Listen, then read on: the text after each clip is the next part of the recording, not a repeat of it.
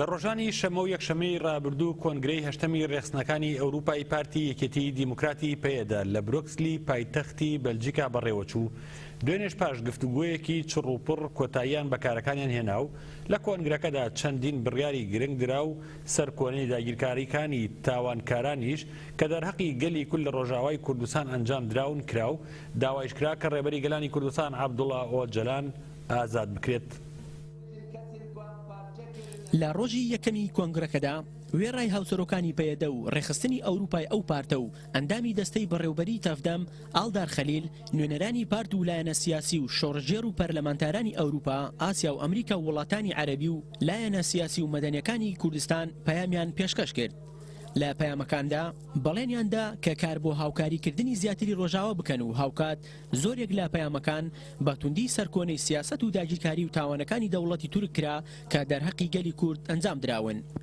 لە ڕۆژی دووەمی کۆنگرەکەش کە تەنها نوێنەرانی ڕێخستنەکانی ئەوروپای پەیەدا بەشدار بوون هەڵسەنگاندن بۆ کار و خەباتی ساڵی ڕابردوو کرا و لەو چوارچێوەیەشدا راپۆرتی ساڵێک خوێندرایەوە و پلان و خەباتی ساڵی داهاتووش کرا و هەروەها چەندین بڕیاری گرنگش دران کە ئەمانن: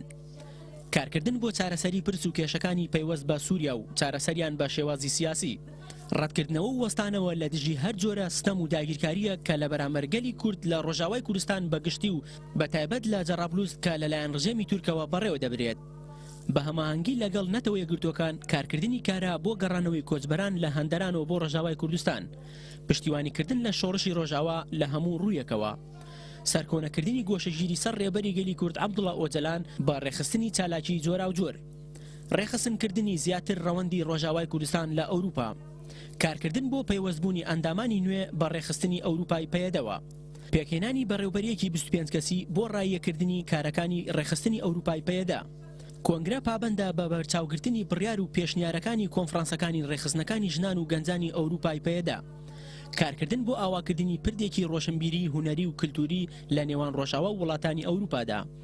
کار بکرێت بۆ دروستکردنی دەستگایەکی ڕاگەیاندن بۆ ڕێخستنی پەیەدا لە ئەوروپا، کاراکردنی کار و خەباتی ژنان بەگشتی و ژنانی جوان بە تایبەتی و بە ڕێخستنکردنیان. لە کۆنگرەکەدا دەستەیەکی بەڕێوەبەری 25 کەسی کە لەلایەن 7 ژن و 3 گەنج و 15 پیا و پێکدێت هەڵبژێردران.